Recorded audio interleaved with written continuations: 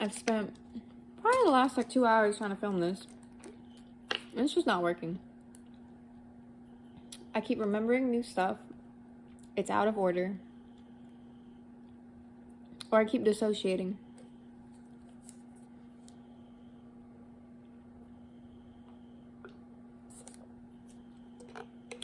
So let's have a go again.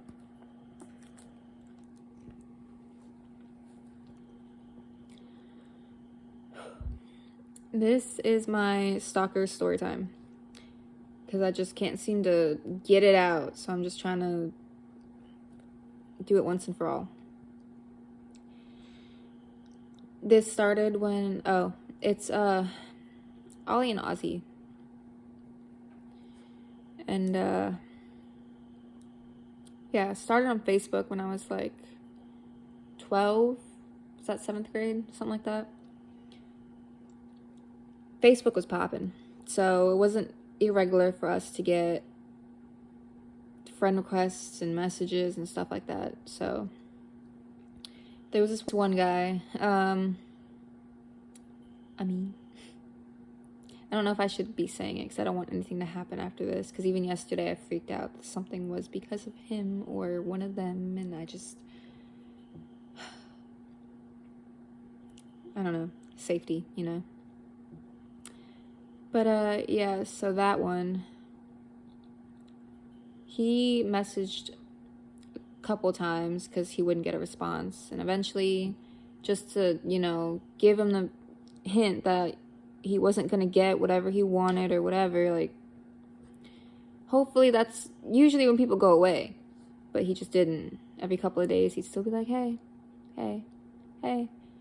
He was probably like, what? He was like an adult. It's probably like our age now, but maybe a little younger. 20, 19, something like that. He kept calling me my girl and my sweet girl and another one, but I don't want to.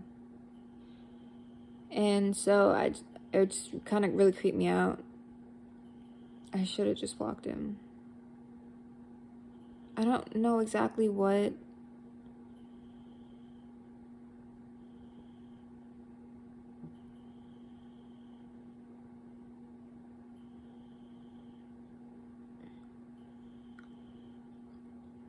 he knew the name. I think when oh my god, I did block him. His friend, I think, was the mutual. His friend messaged me, told me all about him, that I shouldn't have angered him. All this crazy stuff. My arm kind of hurts.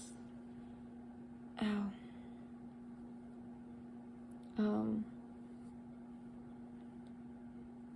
Yeah, he told me he was in a gang, like MS-13, which was kind of prominent in our area.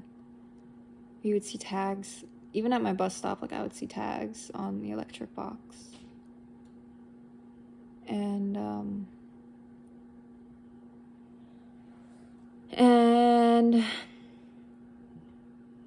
yeah, so told me a bunch of crazy stuff about the guy.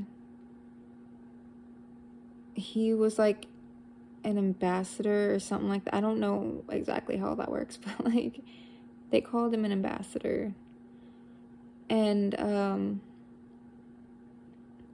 yeah, just told me that like what I did was very bad, and if I wanted to fix what I'd done, which I thought, you know, like what did I need to fix? Like he was weird. I have the right to say no.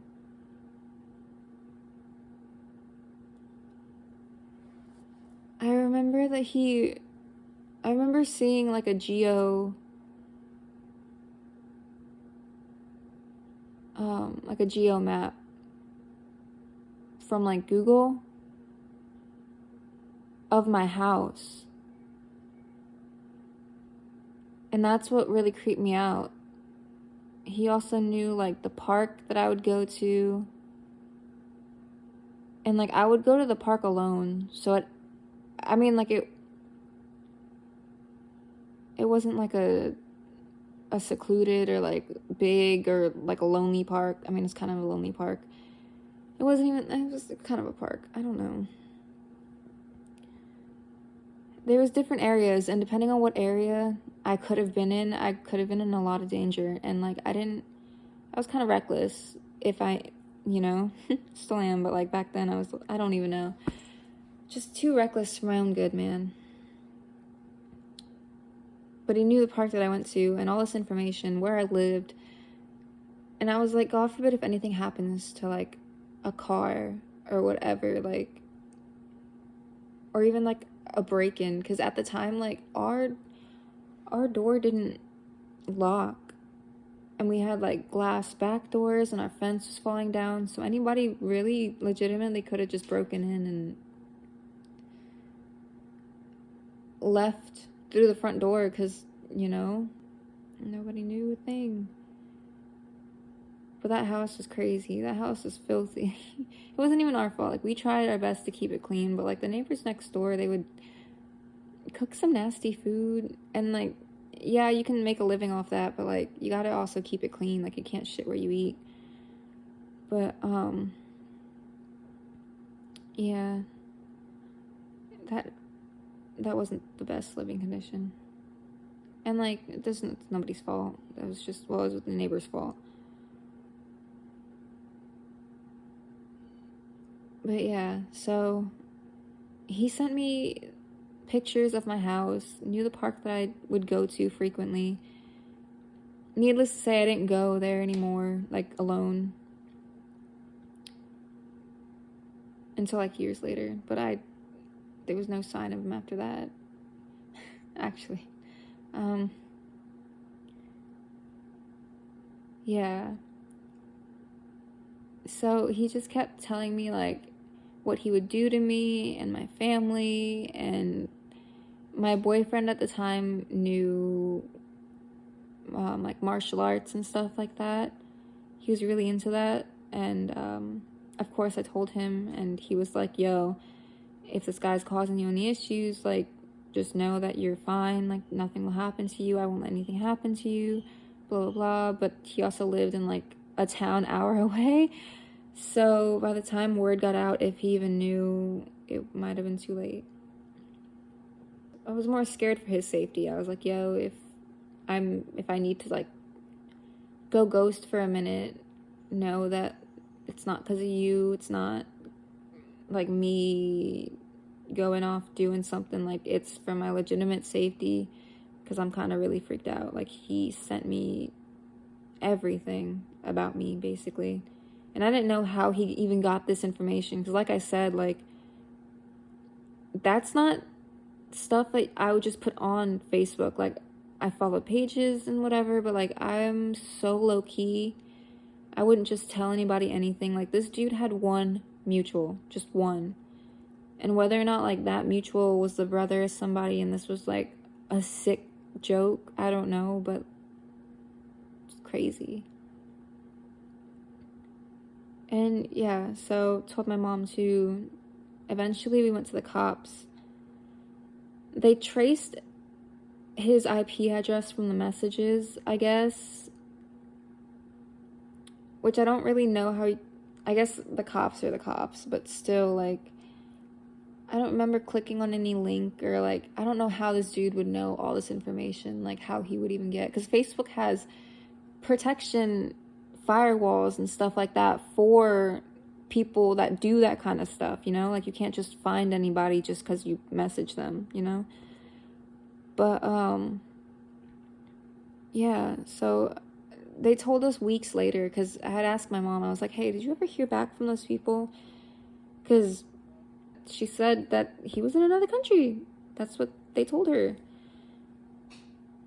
And so I was like, okay, how or like, then what's gonna happen?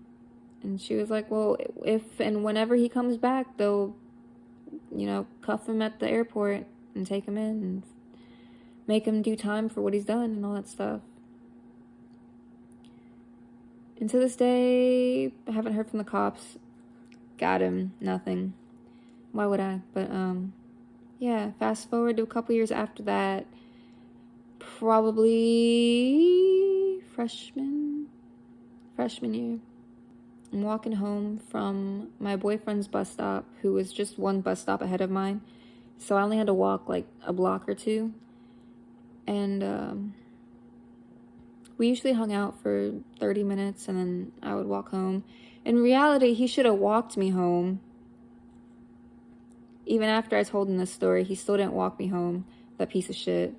He's still a piece of shit. If you're watching this, you're still a piece of shit.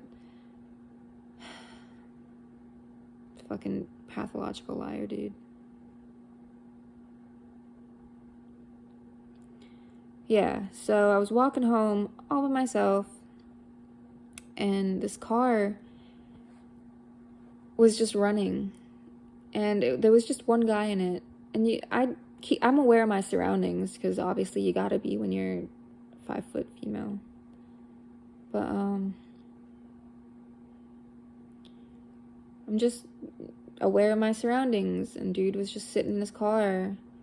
And as soon as, like, not when I walked past, because that would have been too obvious, but once I was like a little bit ahead, out of my like peripheral, kind of, I could see like the car pull out and start like, it's like a shark, dude. I could see him just like creeping and eventually like going past me and making the exit turn thing out of the lot. And I didn't know if I should just walk towards the main road, because I didn't want him to just be able to, because there was nobody on the main road. Like, yeah, there was cars, but like, who's gonna notice or do anything by the time they like grab me into the car and speed off? Like, nobody. Like, nobody. Oh, excuse me. So yeah, I end up going the back way, running through another parking lot that he would have to circle around to enter and follow me through. And I was praying the entire time that like he didn't see me dip in there, or that he doesn't know the neighborhood as well as I do, this, that, and the third. I didn't know what he knew, but I was just kind of dodging and hiding, kind of trying to stay low, but like running. And